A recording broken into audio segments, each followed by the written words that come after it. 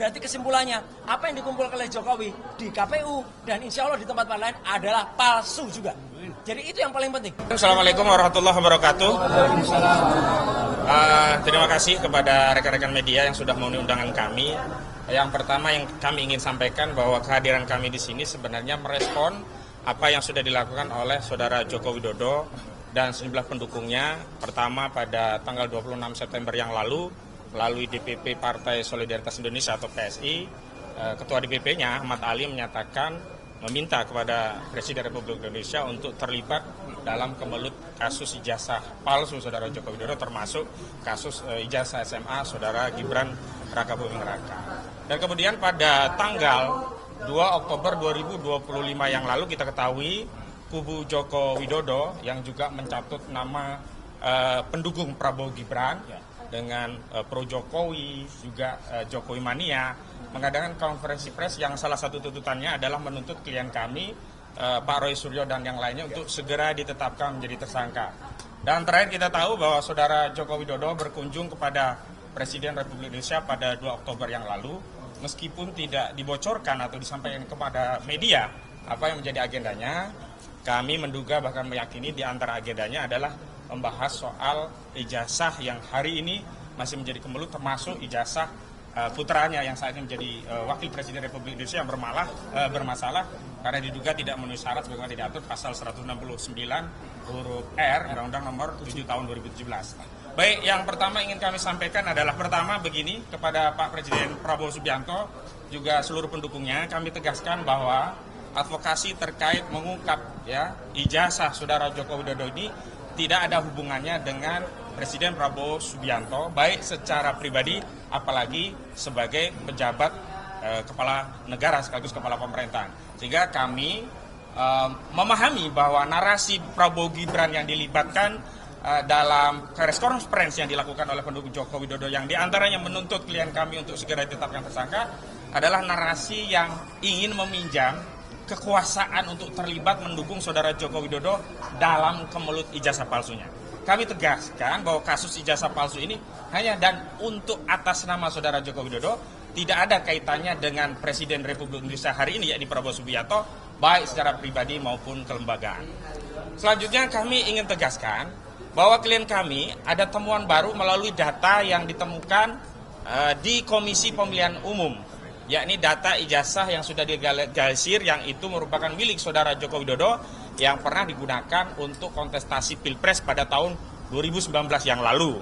Nah, data ini mengkonfirmasi bahwa objek penelitian klien kami, baik yang menggunakan ahli digital forensik yakni Saudara Roy Rismond Sianipar, Dr. Rismond Sianipar, juga menggunakan pendekatan telematika dengan error level analisisnya Bapak Roy Suryo, itu mengkonfirmasi bahwa objeknya sama, dan karena objeknya sama maka kesimpulan yang sudah disampaikan kepada publik yakni 99% ijazah itu palsu atau dengan nomenklatur yang lain Dr. Rismond Sianipar menyebut ini 11.000 triliun persen palsu, makin kuat karena selama ini kan yang menjadi soal adalah Saudara Joko Widodo tidak pernah mau menunjukkan ijazahnya, Saudara Joko Widodo tidak mau objeknya, yakni ijazah itu diteliti, sehingga seolah-olah kami tadinya menduga ijazah yang digunakan untuk Pilpres itu ijazah yang lain. Maksudnya adalah ijazah yang tidak ada gambar kacamatanya. Tapi dengan penemuan dari Bonatua Silalai bersama Pak Roy Suryo itu mengkonfirmasi bahwa objek yang diteliti itu sama. Walaupun kami tidak menggunakan istilah identik lah. Biar identik itu kewenangan dari Bareskrim, tapi objeknya sama. Sehingga kalau objeknya sama, kesimpulannya juga sama, maka ijazah ini jelas palsu. Baik dengan pendekatan 99% dengan ELA maupun 11.000 triliun dengan analisis digital forensik. Yang kedua, kalau ijazah ini ternyata nantinya palsu, maka tuntutan kepada Polda itu bukan menaikkan status Pak Roy Suryo dan kawan-kawan menjadi tersangka. Justru konstruksi hukumnya, tuduhan pencemaran nama baik 310 KUHP dan juga tuduhan fitnah 311 KUHP yang dianggap itu terjadi karena objek ijazahnya itu disebut palsu, itu gugur atau harus dihentikan, atau bahasa hukumnya di SP3. Jadi penyidik Polda semestinya justru wajib menerbitkan SP3, surat pemberitahuan pemberhentian penyidikan begitu. Sehingga kasus ijazah palsu yang dilaporkan sebagai pencemaran oleh saudara Joko Widodo itu dihentikan di Polda. Dan hari ini justru kami datang ke Barreskrim, tadi juga sudah ada surat yang diserahkan melalui Irwasum, dalam rangka untuk apa? Ini adalah temuan yang harusnya membuka kembali kasus dugaan ijazah palsu 263 KUHP yang sebelumnya sudah dilaporkan namun dihentikan melalui proses penyelidikan. Tapi yang paling penting adalah nomenklatur penghentian penyelidikan itu bukan nomenklatur yang menjadi kewenangan penyidik, karena penyidik sebenarnya tidak punya kewenangan untuk menghentikan dalam bentuk surat keputusan seperti SP3. Karena penyelidikan itu kapanpun ketika ada bukti yang bisa ditelaah lebih lanjut ya bisa dibuka kembali. Karena itulah kami tadi juga melalui Irwasum, melalui Pak Rizal Fadila sudah mengirim surat dan nanti suratnya akan ditelaah lebih lanjut. Selanjutnya kami juga ingin menegaskan, semestinya kalau memang negara ini, bangsa kita dididik secara intelektual, semestinya narasi intelektual yang disampaikan oleh Dr. Rismond, Dr. Suryo dan kawan-kawan ini dijawab secara intelektual, bukan dengan statement yang bernada peyoratif. Misalnya, kami menggunakan nomenklatur RRT, Roy Suryo, Rismond dan Tifauzia Tiasuma, tiba-tiba disebut teroris. Ini benar-benar tidak bermoral begitu loh. Memang benar kalau mereka merasa diteror dengan kasus ijazah palsu ini, sederhana dijawab dengan meminta kepada Presiden Joko Widodo, Presiden ke-7 Republik Indonesia, untuk menunjukkan ijazah itu. Sebenarnya yang membuat teror, yang memecah belah adalah keengganan saudara Joko Widodo untuk menunjukkan ijazahnya. Mulanya kami tidak tahu motifnya apa, kenapa tidak segera ditunjukkan, padahal itu sederhana. Tetapi setelah ada temuan di KPU, ternyata objeknya sama yang sebelumnya. Sandi dari PSI itu mengatakan itu bukan diperoleh dari Presiden Joko Widodo yang Presiden ke-7 ini, kami anggap tadinya ada produk lain. Tapi kalau ternyata produknya sama, wajar kemudian saudara Joko Widodo enggan atau tidak mau menunjukkan ijazah yang sudah dikualifikasi palsu melalui penelitian. Dan saya juga ingin tegaskan demikian. Intervensi daripada masyarakat kepada institusi kepolisian itulah yang menjadi masalah di negeri ini. Karena itu tidak layak orang-orang yang mengaku pendukung Jokowi ini mengintervensi Polda untuk meminta-minta klien kami untuk dinaikkan tersangka. Justru sebaliknya hari ini Polda semestinya menghentikan penyidikan di Polda dan Barreskrim justru harus membuka kembali penyelidikan dugaan ijazah palsu melalui pasal 263 KUHP. Kenapa demikian? Karena mereka yang konferensi pers pada tanggal 2 Oktober yang lalu itu tidak punya legal standing. Statement tentang minta untuk naik status tersangka pada kasus pencemaran setidak-tidaknya baru bernilai kalau itu disampaikan langsung saudara Joko Widodo karena dia selaku pelapornya yang merasa dicemarkan, direndahkan serendah-rendahnya, dihinakan seindah-indahnya, bukan gerombolan mereka yang kemarin kompres begitu. Atau setidaknya kuasa hukum, dan kami komunikasi baik dengan kuasa hukum saudara Joko Widodo relatif elegan, tidak mengambil porsi yang bukan porsinya. Ini siapa mereka-mereka ini? Tapi karena mereka sudah berstatement di depan publik, bahkan terakhir mau demo dengan paket bikini, nah kami perlu merespon itu agar tidak dianggap kalau kami diam dianggap pembenaran atau persetujuan terhadap konferensi pers mereka. Dan terakhir, kami menghimbau kepada Bapak Presiden Prabowo Subianto yang sebelumnya juga pada tanggal 4 dikunjungi oleh saudara Joko Widodo. Bapak, kami memang butuh negara hadir. Tetapi kehadiran negara bukan mendamaikan kebatilan dengan kebenaran. Bukan kemudian diminta berkompromi bahwa ini ijazah palsu anggap saja asli. Tidak. Tapi jika ingin membantu rakyat ini, tolong mintakan kepada Presiden ke-7 Republik Indonesia, saudara Joko Widodo, untuk menunjukkan ijazahnya. Kalau memang ijazah itu asli, maka polemik ini bisa segera diakhiri dan warga negara ini bisa kembali rukun. Tapi problemnya adalah jangan sampai hasil penelitian yang punya kajian, punya basis saintis ini kemudian dipaksa berkompromi untuk menerima bahwa ijazah yang palsu itu dianggap asli dan diminta kita menghentikan perdebatan ini. Ya nggak mau, kita nggak terima. Karena Pak Roy Suryo dan Pak Rismond pun sudah komitmen bertanggung jawab penuh dengan hasil kajiannya. Terakhir kami informasikan, bahkan saudara Rismond Syani Parhasiolan meminta agar penyidik Polda Metro Jaya meneruskan pesan kepada pelapor, yakni saudara Joko Widodo, jangan cabut laporannya. karena effort yang sudah dikeluarkan untuk meneliti ijazah dan kemudian sampai pada kesimpulan ijazah itu palsu, jangan sampai dihentikan, tidak sampai ke pengadilan. Tetapi kami sebagai kuasa hukum, harusnya penelitian itu diproses melalui proses yang ada di Barreskrim dan tetap masuk ke pengadilan. Itu dari saya selaku koordinator. Selanjutnya kami minta Bang Rizal Fadilah untuk menyampaikan surat yang barusan disampaikan ke Irwasum. Oh ya, silakan. Jadi gini, jadi gini, ini kan menindaklanjuti proses tanggal 9 Desember laporan atau Bumas ya, Bang Egy Sujana, sehingga tanggal 26 Mei kita ajukan juga ke Irwarsum dan Karwasidik, dan Irwarsum baru menjawab tanggal 25 September 2025 yang poinnya bertentangan dengan kondisi apa yang disampaikan oleh Barreskrim, identik, asli, dan bahkan menghentikan Dumas atau laporan yang tanggal 9 Desember dilakukan oleh Prof. Egy. Nah, bertentangannya apa? Irwarsum akan mengevaluasi laporan tersebut, kan bingung di satu wadah, satu tempat begitu. Nah, akhirnya hari ini tanggal 6 ini disampaikan oleh Bang Rizal Fadilah, menyampaikan kepada Irwarsum, isinya monggo sampaikan. Silakan. Ya, Bang Rizal. Ya. Assalamualaikum warahmatullahi wabarakatuh. Salam. Surat itu menyangkut tentang juga temuan akhir dari Pak Roy Suryo ya, berkaitan dengan masalah bahwa ijazah yang selama ini disembunyikan oleh Joko Widodo dan juga dibantu oleh pihak kepolisian itu bisa kita yakini itu palsu.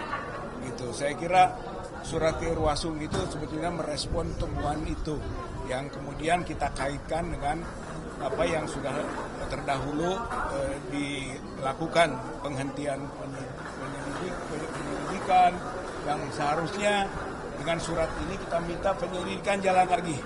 Gitu, Yang di Barreskrim ini yang ya? di Barreskrim. Saya kira itu memang yang kita adukan adalah Joko Widodo. Maka Joko Widodo yang harus diproses dengan temuan baru tentang KPU memberikan informasi atau data itu. Nanti Pak Roy yang tentu akan lebih detail untuk itu. Tapi maksudnya bahwa agar ada satu kebersamaan antara proses yang lalu dengan proses yang sekarang berjalan lagi. Jadi intinya Barreskrim membuka kembali gitu kan kasus yang sudah disebut dihentikan oleh Dirtipidum ya, Pak Brigjen Johandani Rahadiopuro, yang kita juga sudah adukan melakukan tindak pidana obstruction of justice. Saya kira itu juga harus terus diproses gitu. Saya kira dengan adanya surat Irwasum terakhir 25 September membuat surat Irwasum yang menyatakan bahwa surat yang lalu masih diproses dan sudah keluar surat Kapolri untuk yang nanti jawaban detailnya disampaikan kepada kita semua. Jadi itu. Kemudian yang kedua, kami juga melampirkan kepada pihak Irwasum yang nanti ditembuskan ke pihak Kapolri dan juga kepada Presiden. Saya atau kami lampirkan dengan buku ini. Buku publik yakin ijazah Jokowi palsu. Gitu. Dan ini juga termasuk di dalamnya ada analisis Pak Roy Suryo, Pak Rismon, Bu Tifa, semua ada di dalam. Ditambah dengan pandangan-pandangan publik, dengan polling, survei dan sebagainya. Insya Allah gitu kan, bersama dengan hasil penelitian Dr. Roy Suryo, Dr. Rismon, mudah-mudahan ini menjadi bagian dari proses pembuktian bahwa apa yang ditemukan terakhir itu benar adanya, bahwa ijazah Joko Widodo palsu. Ijazah Joko Widodo palsu. Saya kira ini saja yang bisa disampaikan. Assalamualaikum warahmatullahi wabarakatuh. Lanjut Pak Roy. Assalamualaikum warahmatullahi wabarakatuh. Salam warahmatullahi. Saya insya Allah tidak akan mengulangi tadi statement-statement yang pertama-tama sudah disampaikan oleh Pak Ahmad Kosinudin selaku koordinator non litigasi dari kami. Kemudian ada juga Pak Rizal Fadilah, juga sebelumnya tadi ada Pak Azam ya, yang sudah menyampaikan surat dan kami setelah surat itu diterima, kami melakukan konferensi pers ini. Ada beberapa poin penting yang ingin kami sampaikan. Yang pertama, tadi disebut-sebut oleh Pak Kosinudin, apa itu bukti yang kami terima dari KPU, Komisi Pemilihan Umum. Alhamdulillah, proses yang lama itu tidak begitu saja. Proses yang lama dari KPU itu sudah kami terima minggu yang lalu bersama dengan Pak Dr. Bonatua Silalahi, dengan Pak Michael Sinaga, ya. Kami menjemput surat itu di KPU. Karena tidak hanya KPU sebenarnya, kami mengirimkan itu ke 8 institusi. Termasuk diantaranya KPU Pusat, KPU DKI Jakarta, KPU Solo, dan beberapa tempat lain. Termasuk juga ke ANRI, ya, Arsip Nasional Republik Indonesia, dan tempat lain. Semuanya adalah harus memegang arsip itu.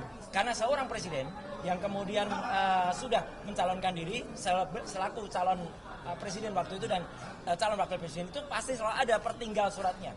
Tidak mungkin tidak ada. Dan analisis kami adalah menggunakan analisis yang sudah pernah digunakan, penampakan itu ketika pertama kali ditunjukkan oleh Dr. Sigit Sunarta tahun 2022 di kampus Unas Gadjah Mada. Yang terakhir lucunya, oleh Rektor UGM tidak berani ditampilkan lagi. Padahal itu penampilan pertama.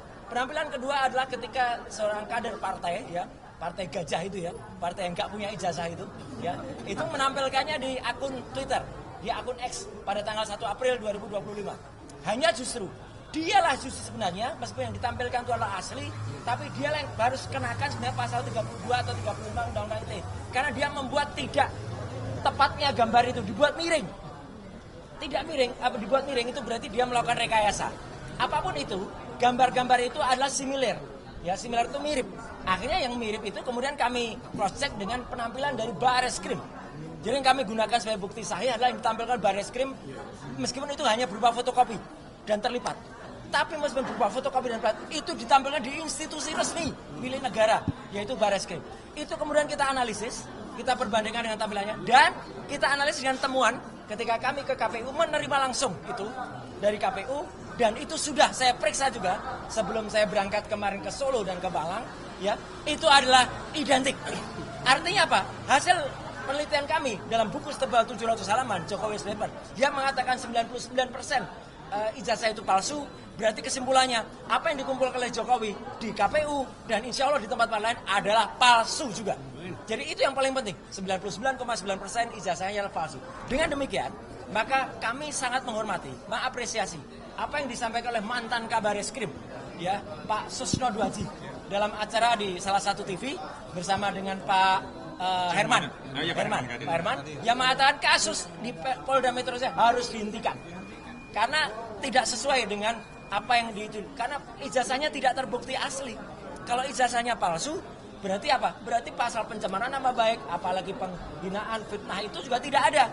Justru kasus yang ada di Barreskrim ini harus dibuka kembali. Maka surat itulah tadi. Jadi nyambung ya kronologinya. Surat itu tadi yang diberikan. Dan ini saya tambahkan sedikit ya. Alhamdulillah saya barusan saja hari Jumat yang lalu dari kota Solo.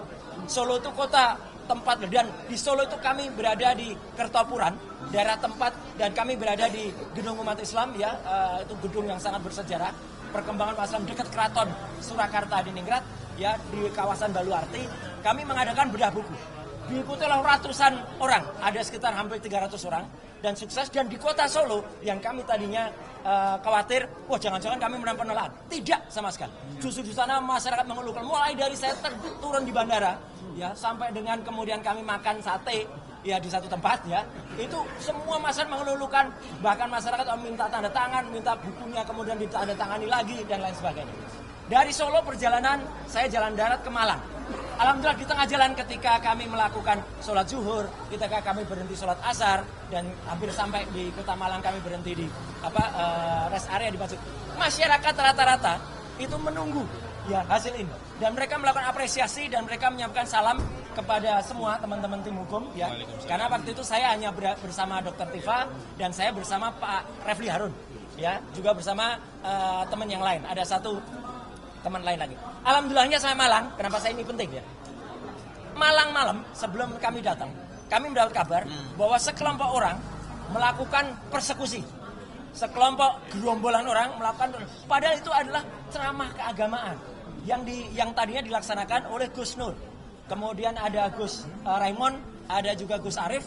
itu dibubarkan, dijaga oleh mereka pada malam hari itu. Jadi nggak boleh. Ini jahat sekali. Ini benar-benar jahat. Padahal kami sudah mendapat izin. Ya, akhirnya malam hari itu juga kami ke Polres dibantu salah satu hanya bergerak sendiri-sendiri. Ya, kami kemudian sampai kepada Polres dan kami sampaikan bahwa apa yang kami lakukan itu sudah sah. Alhamdulillahnya. Ini yang harus diketahui ya, karena narasi yang beredar kami dibubarkan. Pagi harinya alhamdulillah kami melangsungkan acara itu dengan sukses dan lancar banget di salah satu gedung, salah satu hotel yang ada di sana, tempat yang sama yang kami rencanakan. Lancar. Dan yang paling penting ya, dan juga teman-teman yang lain ya, Pak Azam dan lain sebagainya, itu harus diwaspadai. Kenapa? Apa yang mereka ancamkan, ya, mereka kemudian mendesak-desak Polda Metro Jaya itu sama sekali tidak benar. Ya, itu melanggar hukum. Apalagi ada, saya langsung ingat ketika seorang perempuan di sana, ya, itu mengancam akan melakukan tindakan dengan melakukan porno. Itu pelanggaran terhadap Undang-Undang Nomor 44 tahun 2008, khususnya di pasal 4 ayat 2. Saya kebetulan adalah narasumber juga di undang-undang itu. Ya gitu, ketika sebelum menjadi anggota DPR. Itu adalah tindakan yang melakukan porno aksi. Porno aksi adalah bagian dari pornografi. Dan itu kalau diterus-teruskan, itu bisa menjadi tindakan asusila nantinya. Ya, tahu nggak gambarnya asusila? Asusila itu kayak gini nih. Ini asusila ini. Seperti apa? Ini asusila. Asusilo. Itu ya. Jadi mereka mau masuk asusila. Ya. Jadi kita tolak keras. Ayo rakyat Indonesia, ya jangan biarkan mereka melakukan tindakan porno aksi dan asusila semacam ini. Ya dari asu. Ya dimulai ini. Jadi mohon maaf sudah azan. Jadi kita sampaikan kami melakukan tindakan yang terstruktur dan terukur. Kami sampaikan surat dan insya Allah kami mohon doa restunya rakyat Indonesia. Mari kita teruskan masalah ini di Barreskrim dan kemudian yang ada sampai ke pengadilan di Barreskrim. Tapi yang sesuai dengan ada yang himbauan dari semua termasuk mantan Kabar Reskrim yang ada di Polda Metro Jaya harus di SP3. Sekian, terima kasih. Wassalamualaikum. Salinan dari KPU dikasih. Jadi itu kabar bohong ya. Kalau ada orang-orang yang oh iya, itu nanti kita berikan sebagai salah satu mosi. Oke. Nah ini ya. Meskipun ini kami pertanyakan, ada beberapa kok ditutupi. Jadi uji konsekuensinya itu lagi kita bersurat lagi dengan Pak Bonatua dan Mas Michael itu yang ada di belakang sana. Kita lagi pertanyakan dan apalagi ini legalisasinya ini kan tahun 2019. Kita bersurat juga untuk yang legalisasi tahun 2014 itu juga kita minta legalisasi tahun 2005 di Jakarta, legalisasi tahun 2010 yang ada di Solo juga kita minta. Ini juga kita lampirkan. Ya. Oke, saya kira itu dari saya. Kalau ada sekarang Bang Medi dulu. Nah, Bang Medi, Bang Jagir. Bang Jagir dulu atau Bang Medi? Saya dulu. Sampai untuk sampaikan kalau bukan sampai kasus datang untuk menyerahkan surat agar perkara yang dibuat kepada Bapak yang mengenai ijazah palsu itu agar diteruskan dengan bukti tambahan yang kita berikan. Kemudian sesuai juga tadi saya nggak akan ulang lagi kalau yang di Polda Metro Jaya ada juga sangat itu sama sekali ada dicabut. Jadi kuasa hukum di seberang sana maksa untuk mentersangkakan agar memahami karena tidak ada dasarnya untuk meminta meningkatkan perkara seorang. Sekian dari saya, terima kasih. Bang Jagir. Bang Jagir. Ini mikrofonnya kok dipasangin. Oh ya, sip. Bang Jagir. Oke, rekan-rekanku, tadi rekan-rekanku yang lain sudah menyampaikan hal-hal yang penting, bahkan sangat penting. Kita hari ini ada di Barreskrim, seperti dijelaskan oleh rekan Koji dan Pak Riza Patida tadi, udah jelas tujuan kita sini apa. Hanya saya mau menambahkan, untuk yang di Polda Metro Jaya itu ada pihak-pihak saya sebutlah termul itu mengadakan podcast atau konversi itu mengatakan bahwa cenderung mereka melangkahi hukum, saya katakan melangkahi hukum. Tidak ada seorang advokat mengatakan si A harus ditangkap, si B harus ditahan, si C harus begini. Itu advokat yang ngawur namanya. Undang-undang advokat mengatakan kita di oposisi menebile. Mendampingi klien kita harus mengikuti koridor.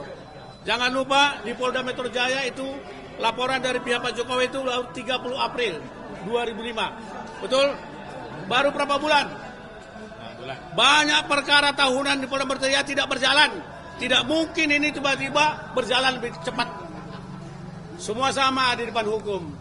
Oleh sebab itu rekan-rekan dari sana, baik yang namanya Termul atau siapapun itu, jangan mendahului hukum yang berlaku ya. Kehormati sesama hukum. Apalagi Anda, saya ketahui tidak punya legal standing. Ini info A1. Tidak boleh mengatasnamakan seseorang siapapun itu di bangsa ini dan bicara di konferensi pers dan terbuka seperti itu. Advokat kita dilindungi oleh undang-undang advokat, officium nebile, profesi kita hormat. Oke, sebab itu sekali lagi saya tekankan, siapapun yang mengadakan konferensi pers tentang hal Polda Metro Jaya harus berkaca kepada undang-undang. Laporan itu baru masuk tanggal 30 April 2005. Sekarang baru berapa bulan? Perkara saya ada 5 di Polda Metro Jaya, 2 tahun nggak mandek. Ini sekaligus juga sesuai dengan misi Pak Roy Suryo dan Rismon dan Tipa. Polri ini memang perlu dievaluasi sekaligus. Ini kita ada di Bareskrim ini sekaligus reformasi penanganan perkara-perkara yang ada di kepolisian. Jadi program kita ini program berkesinambungan, bukan hanya untuk TPBU, TPUA, bukan di Polda, tapi semua kinerja Polri sekaligus kita amanahkan di sini. Ada Mas Roy soalnya di belakang saya juga, hanya Bang Rismon ada, nggak tahu di mana, di kampungnya barangkali. Tapi mendengar itu. Apa ini pesan untuk Pak Mahfud MD, Ketua Reformasi? Ya sekaligus, Ketua Reformasi Pak Mahfud MD dengarkan. Katanya Polri, kepolisian mau direformasi, monggo, kita senang sekali. Jadi tidak ada perkara yang 2 tahun mandek di Kamlek juga. Gitu. Saya kira begitu dari saya ya, penegasannya aja saya. Penegasan saya hari ini, mungkin ada yang mau tambahkan, monggo. Ada yang lupa, sedikit aja, sedikit. Maaf ya, sedikit aja. Jadi ada 2 istilah yang penting yang juga ini silahkan dicatat hari ini. Jadi kemarin kita mengapresiasi juga ya sebuah kejadian, tapi sebenarnya kita pertanyakan itu tujuannya apa? Karena ada gerakan namanya MBG. MBG dilakukan oleh Abu Bakar Basir. MBG itu menasehati bapaknya Gibran. Ya, MBG itu menasehati bapaknya Gibran. Ya ini dia dinasehati dan harus bertobat. Yang kedua adalah kita menolak keras apa yang tadi mau diancamkan asusila ini ya oleh kelompok OD.